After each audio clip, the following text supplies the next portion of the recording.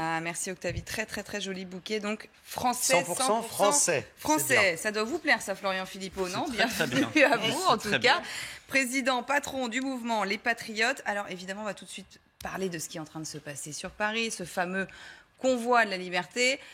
Pour l'instant, en tout cas, personne n'est entré dans Paris. Certaines voitures, certains véhicules ont été bloqués aux portes de Paris, porte de Pantin, porte de Champéret, on en parlait tout à l'heure. C'est pas un succès fou pour l'instant. Pas sûr que quelqu'un entre dans Paris, finalement, dans la capitale. C'est-à-dire que je me demande qui bloque Paris. En fait, j'ai l'impression que c'est plutôt le préfet de police qui bloque Paris. Dès hier soir, d'ailleurs, moi j'étais déjà en manifestation hier soir, on y est tout à l'heure, au Palais Royal. On avait déjà l'information que c'était par les blindés. On a sorti quand même les blindés. Face à des voitures, des motos et des camping-cars qui arborent des drapeaux français et des pancartes liberté. Il n'y a pas des milliers de gens qui arrivent en tout cas. Je ne sais pas, en réalité, je pense qu'il y a du monde parce que nous on avait des gens un peu dans tous les points de départ, à Nice, à Bayonne, dans le Nord, etc. On parle d'environ 3000 véhicules, en tout cas ce sont les chiffres qui sont avancés. Je suis incapable de vous dire combien. Après il y avait les personnes qui étaient là pour les accueillir ou sur le passage parce qu'on a nous particulièrement beaucoup de militants mais qui n'étaient pas forcément dans des véhicules. Je n'en sais rien, je pense que c'est d'ailleurs au-delà même du nombre de véhicules qui est quand même pas rien, si c'est 3000 c'est quand même beaucoup, c'est extrêmement symbolique et puissant. Alors, et d'ailleurs ça fait plusieurs jours qu'on en parle parce que c'est un peuple qui se lève et qui dit stop quoi, ça suffit. Et il dit stop, il dit stop contre quoi exactement? C'est quoi le message de ce mouvement? Parce qu'on parle à la fois du prix de l'essence, on parle du pass vaccinal qui disparaît dans un mois, donc on a un peu de mal à comprendre les revendications Je pense que le principal enjeu c'est d'abord cette histoire sanitaire et c'est de récupérer nos libertés. Vous savez, les gens ne sont pas totalement... C'est pas le pouvoir d'achat.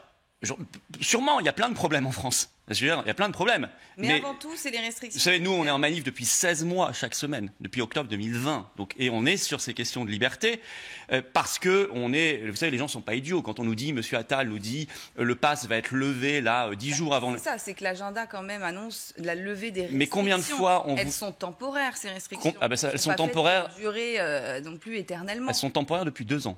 Elles sont temporaires depuis 2 ans. On est dans une crise sanitaire. Les chiffres. Mais on est dans une crise sanitaire de quoi? Je veux dire, quelle est aujourd'hui la justification de passe sanitaire, de passe vaccinal qui ne sert strictement à rien, qui crée des problèmes partout, qui divise la société, qui ont été levés dans la plupart des pays, voire beaucoup de pays n'en ont jamais mis. Ils s'en portent tout aussi bien que nous, voire bien mieux. Justement, quand vous entendez Gabriel Attal affirmer que le passe sanitaire devrait disparaître fin mars, début avril. Vous n'y croyez pas? Non, mais peut-être qu'ils le feront. Je pense qu'ils le feront. Mais c'est bizarre de manifester, de traverser toute la France pour quelque chose qui va disparaître dans un mois. Mais vous ne pensez pas que les gens sont plus intelligents que ça? Combien de fois on nous a dit non, vous inquiétez pas, c'est temporaire, et puis ça revient 3 mois plus tard. Combien de fois nous avons eu ces scènes, souvenez-vous, nous avions Monsieur Castex, Monsieur Macron qui buvait un café en terrasse en disant ça y est, c'était en juin dernier, c'est le retour définitif de la vie normale, etc. Puis 3 mois après, ils nous remettaient... La majorité des Français acceptent ce pass vaccinal. Attendez, donc ça veut dire quoi? Ça veut dire que Monsieur Macron va lever le pass juste avant l'élection présidentielle pour des raisons électoralistes, que si malheureusement il est réélu, ce que je ne souhaite pas, nous avons tout à fait le risque que tout cela se pérennise. Ce soit un système, et moi j'alerte là-dessus, qui soit ensuite pérenne, avec des périodes vertes, on enlèvera un petit peu, des périodes rouges. Quel serait l'intérêt du gouvernement d'empêcher les Français de vivre normalement, juste qu'on comprenne? Déjà, je ne comprends pas pourquoi il le fait depuis 2 ans. Donc, pas pour des raisons sanitaires, pour le coup. Mais non, c'est pas pour des raisons sanitaires. S'il le faisait pour des raisons sanitaires, on n'aurait certainement pas eu des confinements dont on sait maintenant que ça ne sert strictement à rien, si ce n'est à détruire tout à côté du virus. On ne ferait pas de passe dont on sait que ça sert strictement à rien, puisque le vaccin n'empêche pas la transmission. On ne ferait pas toutes ces bêtises, toutes ces folies, le masque pour les enfants à l'école, etc. Donc moi, je pense qu'on est dans une stratégie de contrôle et de surveillance des populations. Il suffit de lire le rapport du Sénat de juin dernier dont personne ne parle, qui est délirant, qui explique qu'il faudra mettre pour les positifs des bracelets électroniques, qu'il faudrait surveiller vos achats, etc., etc., la reconnaissance faciale partout. Moi, je ne veux pas de cette société-là.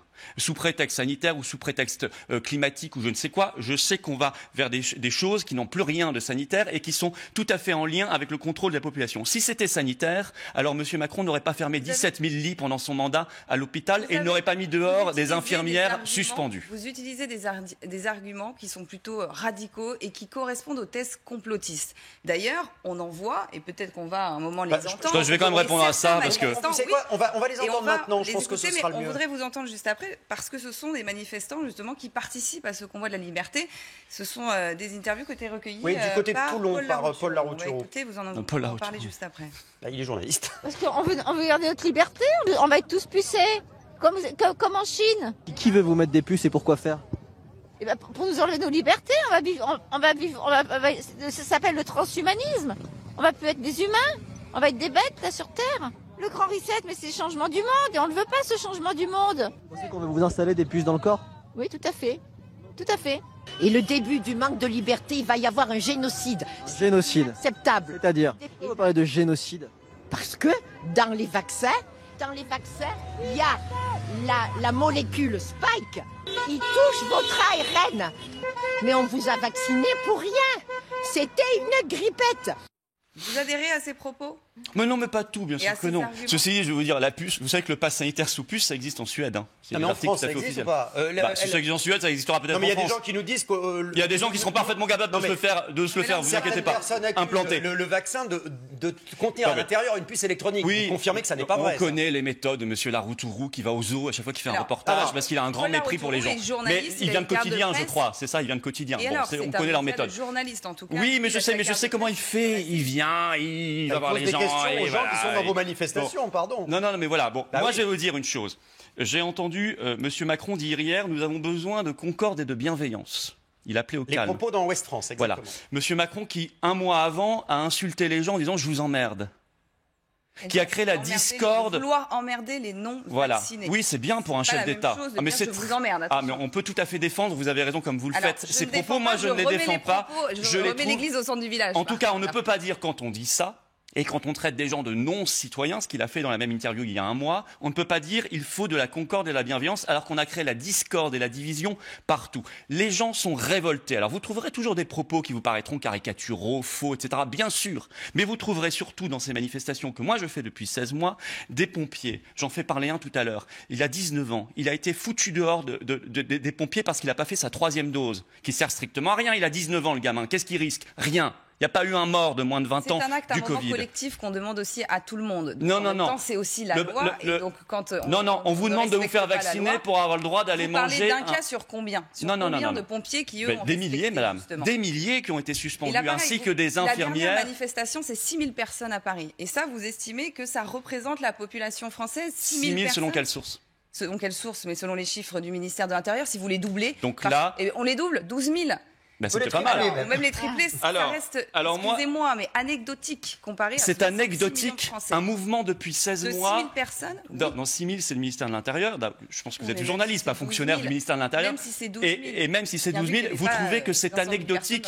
Moi, je trouve que ça n'est pas du tout anecdotique. Moi, je pense que c'est un mouvement extrêmement important qui réclame de la dignité, du respect et des libertés. Mais le fait d'avoir l'envie de bloquer une ville... Je réponds à votre histoire complotiste. Vous savez, moi, il y a un an, en décembre 2020, j'étais sur les plateaux de télé, je disais attention, en France, nous aurons un jour un passeport sanitaire.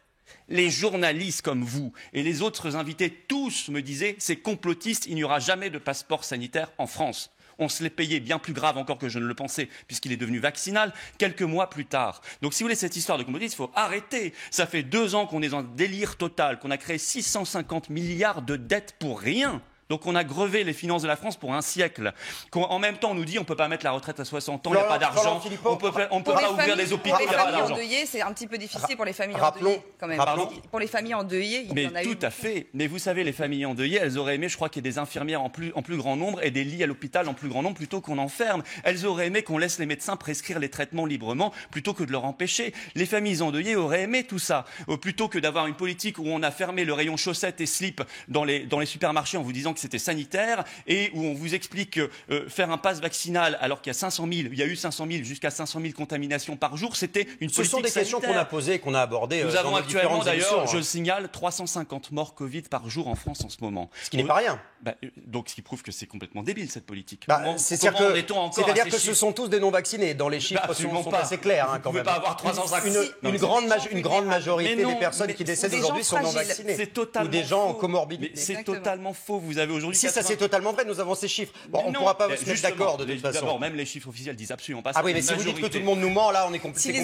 Dans les chiffres officiels, vous avez une majorité de vaccinés aujourd'hui parmi les morts. Et je pense même qu'il y a une plus grande majorité encore qu'on ne le dit. Mais cette politique. Vous pensez donc que les chiffres officiels sont faux? Bon, on n'aura pas le temps d'aller plus loin. Ils sont terriblement opaques et qu'il faut aller en Israël ou aux États-Unis pour avoir des chiffres un peu plus démocratiques et transparents. Dernière question, pardon. Monsieur Véran a du mal avec la transparence. On n'a pas le temps. Vous pensez que vous aurez vos 500 signatures puisque vous êtes candidat à la présidence? présidentielle en principe. Oui, c'est compliqué. On les cherche. Je remercie les militants. Je pense que ce système est à bout de souffle. On voit M. Bayrou, qui est allié du pouvoir, qui vient décider qui aura ses signatures, alors qu'il est dans le gouvernement, quasiment en haut commissaire et allié de Macron. Donc c'est délirant. Il faut passer un parrainage citoyen. Moi, je propose 50 000 Français qui pourront parrainer des candidats à la présidentielle et qui seront inscrits. Qui ne pourra pas fonctionner pour cette élection. Non, mais il faut absolument réformer le système et qui seraient inscrits sur les listes électorales. 50 000 citoyens français. Merci beaucoup. Enlevons cette responsabilité aux maires. C'est trop compliqué pour eux, trop lourd, et donnons-la au peuple français. Merci.